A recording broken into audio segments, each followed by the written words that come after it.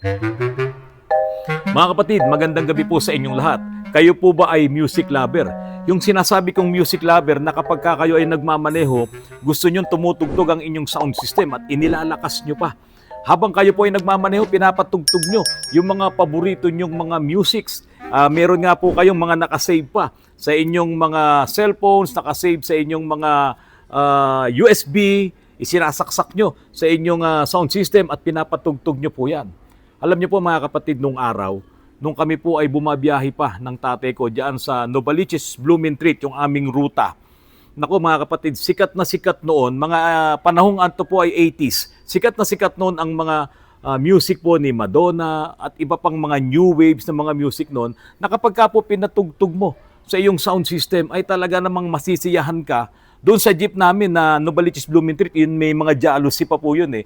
Yung pinakagilid ng jeep na yun, hindi po yung tarapal. Jealousy po ang ginagamit. At yung pinakabody po niyan, may mga brass paint po yung katawan ng jeep namin. At kapag ka po, noong panahon na yon ay wala kang sound system sa iyong sasakyan.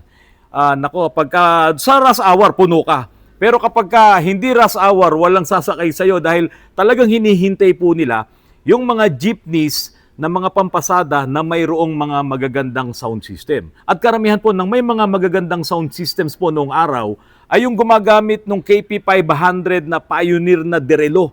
Yung merong siyang round dial.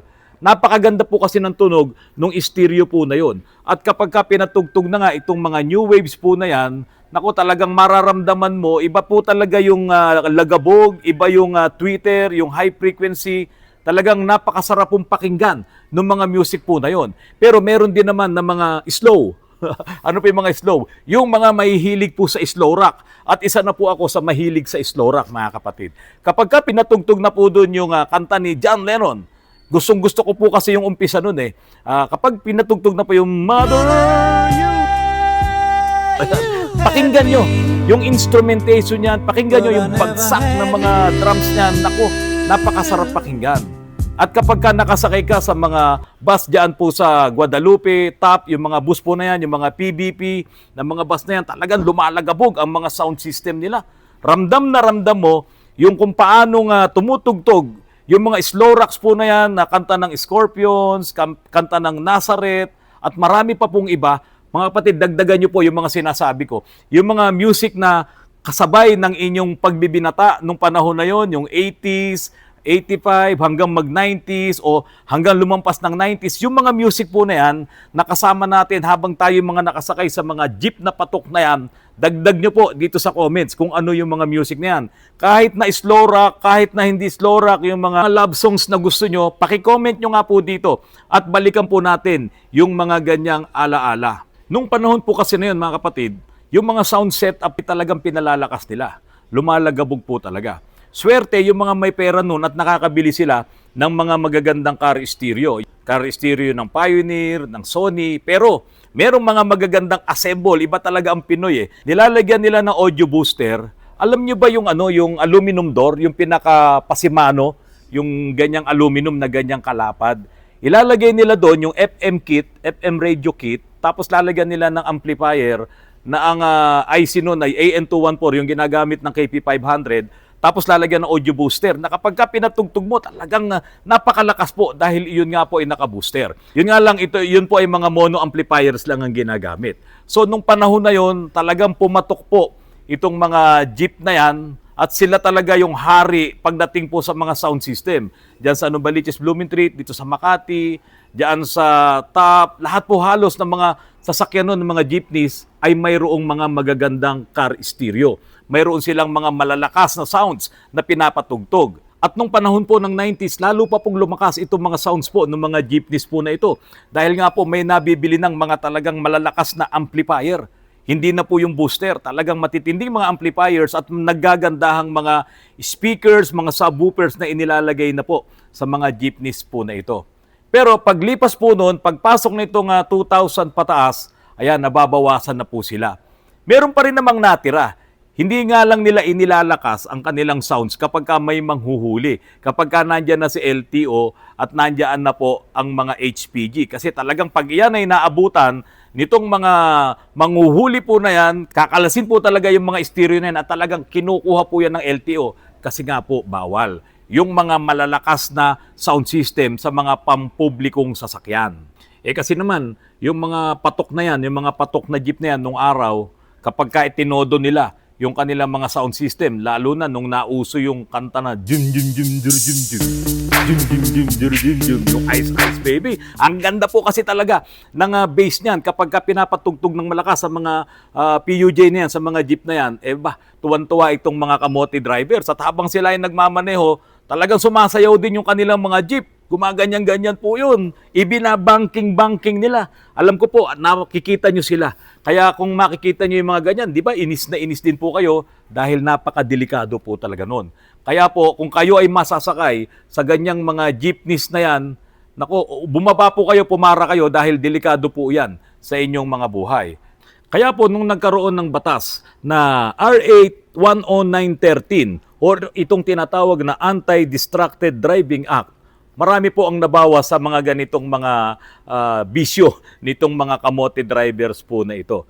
Mahigpit po kasi yung batas na ito na bawal kang gumamit ng mga electronic device while driving upang makaiwas sa mga aksidente. Isang electronic device po kasi yung sound system na yan, kung talagang iyan ay patutugtugin mo ng napakalakas at hindi mo ngayon naririnig, may bumubusina pala sa'yo, may pumapara pala sa'yo, di ba?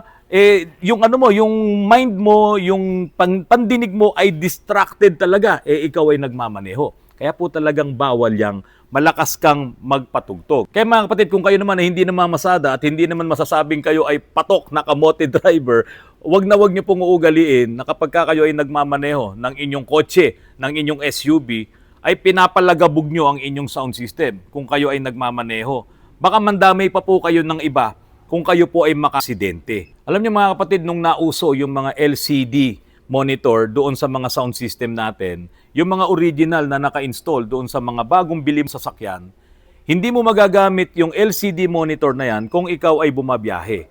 Kadalasan, magagamit mo lang yung LCD monitor na yan kung ikaw ay umaatras para ma-monitor mo lang yung inaatrasan mo sa likod at gagana yung back camera. Ngayon, kapag ikaw ay umaabante, hindi mo magagamit yan para manood ka ng kung anong mga movies na makakadistract sa iyong pagmamaneho. Pero dahil nga po sa naglabasan na ang maraming mga aftermarkets na mga car stereo na pwede mo nang ilagay diyan, ipalit mo doon sa original mong sound system, doon sa original mong head unit, ayan na, nakakapanood ka na ngayon ng mga movies na makakadistract ng iyong pagmamaneho. Kaya nga po sa mga bus pag sumakay ka, lalo na yung mga provincial buses na yan, kapag sumakay ka, kung halimbawa ako yung driver, yung TV monitor nandito para hindi yun mapanood ng driver dahil bawal po yun, makakadistract yun ng pagmamaneho. Bawal yun doon sa batas na RA 10913 na Anti-Distracted Driving Act. Kaya po mga kapatid, napakadelikado po kung kayo ay mayroong magandang sound system or mayroong kayong magandang head unit na pwede kayong manood ng YouTube, pwede kayong mag-Google, pwede kayong gumamit ng iba't ibang mga applications doon sa inyong head unit, huwag niyo pong gagawin yan habang kayo ay nagmamaneho. Kung kayo ay nakahinto, stationary lang kayo, pwede niyong gawin yan. Pero pag nagmamaneho, bawal. Baka madali kayo ng RA 10913 na Anti-Distracted Driving Act. Ngayon, doon po sa in-install ni Engineer Russell, doon sa coaching gold ni Kajun Sumoba, Kajun, ang maipapayo ko po sa inyo, wag na wag po kayong manunood kapag po kayo ay nagdadrive baka po kayo ay maaksidente at maging doon po sa anak nyo. Gamitin nyo ang inyong head unit, halimbawa yung Waze yan, magagamit nyo po yan.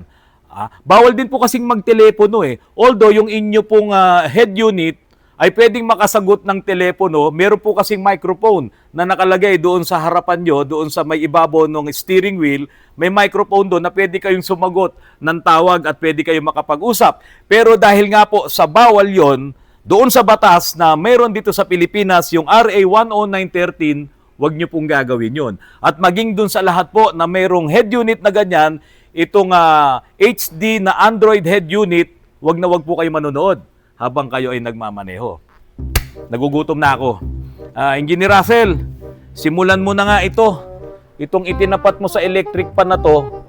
Oo, tutulo, di bali. Ayan, masarap-sarap yung dinner natin. Oh. Ano bang ano to? Ano bang steak to? T-bone. So ito salt and pepper lang, okay na. Lalagyan mo pa ba to ng rosemary? Opo. Okay, may rosemary. Naku, masarap po ang ating dinner ngayong gabi. Alright. Ganda naman ng stereo na to. Pangalawa na to sa nilagyan namin ng ganitong klaseng sound system. No, ito po yung head unit na inilagay namin dito sa Gold D ni Ka Jun Sumoba. Ito pong kanyang sportivo na pininturahan natin ng ginto. Yun naman yung original niyang kulay. Ngayon, ito na po itong HD High Definition Android receiver na Nakamichi na inilagay po natin dito sa unit po ni Ka Jun Sumoba. Yan. I-on po natin para makita nyo po. Maganda kasi yung brand po na to. Talagang yung tunog, solid na solid din. Kahit na hindi mo lagyan ng malakas na amplifier. So, malakas din po siya. Iba rin po yung sounds niya. Solid na solid. So, syempre, kailangan titimplahin mo rin sa kanyang graphic equalizer. Ayan po yung kanyang graphic equalizer. Oh. Pwede kang mamili ng kung ano-anong mga settings. O, ayan. Okay. Pumunta ngayon tayo doon sa pinaka-home niya. At ito po ang inyong makikitang display. Okay mga kapatid, tignan natin kung ano ang mga meron dito po sa HD Android receiver. May navigation siya, may video, may radio, settings, music, sound effect, BT phone, Bluetooth phone, auxiliary, BT music, and ABN. Tapos meron siyang AirPlay, Gallery, Chrome, Android Auto, File Manager, Android Link, Apple Play, Google. O yan, importante Google. Tapos manual. Netflix, doon sa mga mahilig manood at magpapahinga sa inyong mga sasakyan. Ayan. Meron ding Play Store, meron ding Spotify, may USB TV out, voice search, Waze at YouTube. So, sa pagbabiyahe natin, isa sa pinaka-importante po ay itong Waze. Ayan. Okay, yan po. Gumagana po yung ating Waze. Tingnan nga natin kung gagana naman yung YouTube. Okay, YouTube natin. Try natin. Search tayo ngayon. Autoruns. So, ito po, yung ating pinakabago. Yun lang mga kapatid, pagka nanood ka ng YouTube talaga, meron talagang ads. So ayan pinlay ko yung aking video, pero yun nga lang may ads. So titingnan natin, skip natin yung ad. Okay? Para pumunta na doon sa ating video talaga. Okay, lagyan ko lang ng sounds. Ayan po, tingnan niyo po yung Ford EcoSport po na yan. Ayan. Nababa po sa towing truck. Ayan na po mga kapatid. Ay naipit po. Linaw pala. Pong Nakamichi po na ito na HD Android receiver.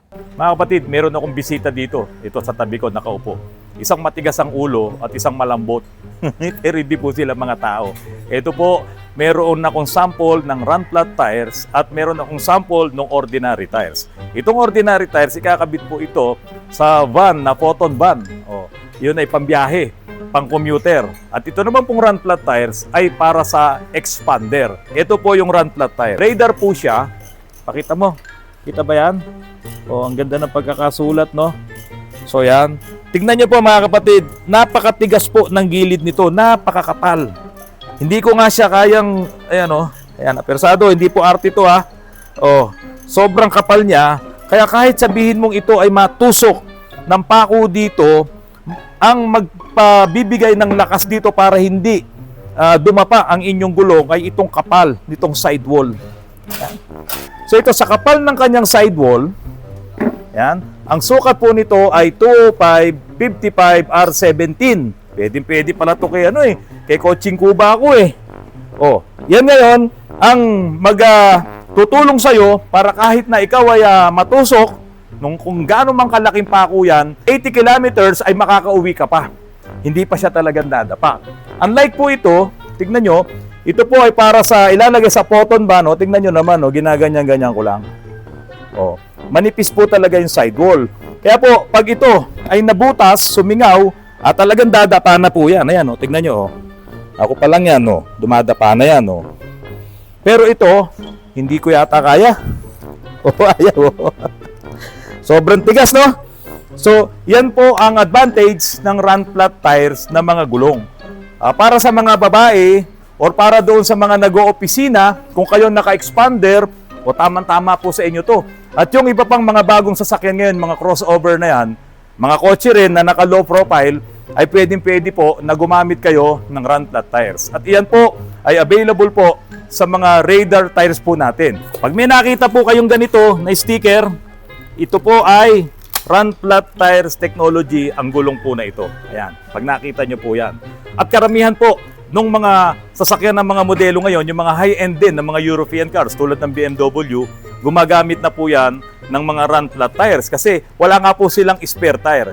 Isang malaking advantage din, ito naman ay nakabawas din ng spare tire doon sa inyong trunk. No? Yung trunk space doon, lalaki yun at makapaglalagay ka pa ng iba mo pang mga bagahe. Kasi kapag ikaw ay naka-run flat tires, hindi mo na kailangan ng spare tire. Makakauwi ka.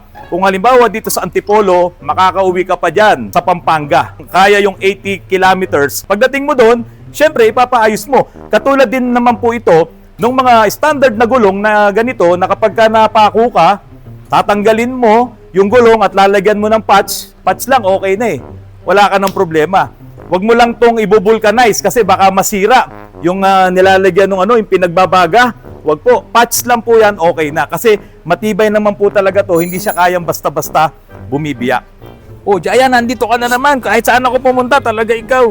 Okay, mga kapatid, ito na po yung run flat tire na inilagay po dito sa expander. Ito pong expander na ito, ay uuwi pa ito ng Tacloban. Leyte? Leyte ba yan, Kuya Leyte, Jojo? Leyte, oh. Ito si Kuya Jojo. Oh. Pero Samar ito. Samar? Samar. Samar uwi. Pero Kaya- yung Poton, Samar din. Samar din yun. Oh, Pero yung Poton, hindi tayo naglagay ng run flat, no? wala siyang Ordinary tire lang yun. Yun sana ang nire-request ko dahil yun ang Oo, kaso wala yung ganun wala, sukat wala eh. daw ganun. Ano bang dahilan? Ba't ka nag-run flat tire? Kuya? Panglaban ko sa lubak-lubak sa Samar. Oo, sa Samar. Grabe ang dyan, mas masaya yung kalsada doon. Talaga? Marumi. Yan ba yung dadaan doon sa San Juanico Bridge? Oh, yun, bago tumawid ng San Juanico. Papuntang Tacloban? Papuntang Tacloban. Okay.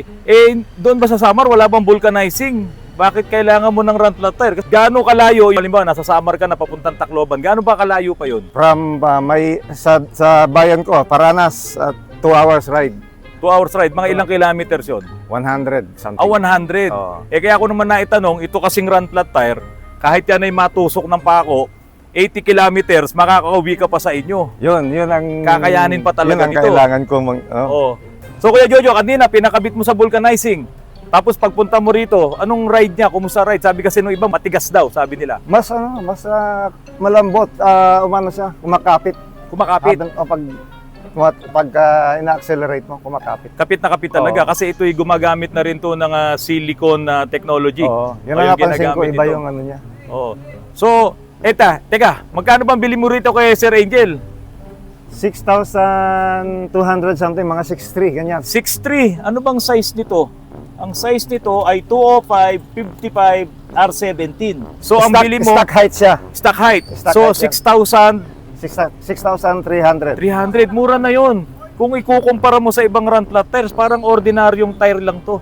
Actually, 6 to 8 something, alam mo. Oo. 6'3" na lang. Para 6'3 na lang.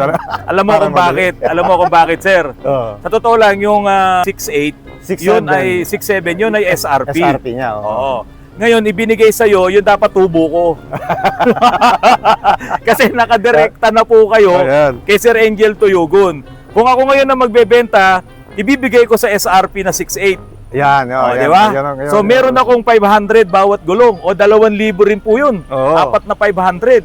Pero dahil nga po sa idinidirekta ko na kayo doon sa supplier kay Sir Angel Tuyugon, ganun po ang nangyayari. So nadi-discount nyo ngayon yung 500 po na yun. Doon ba may nabibili kayang ganito? Wala akong idea. Wala din bang radar doon? May napapansin ako mga radar doon doon sa mga tire Oo. Pero never pa ako nagtanong sa kanila tungkol din sa run flat. Nung Oo. nakita ko lang sa YouTube yung Oo. yung vlog niyo ng nakaraan. Oo. Ito kagad na naisip ko. Ayun, kasi ito para sa babae eh. Meron bang gumagamit itong babae?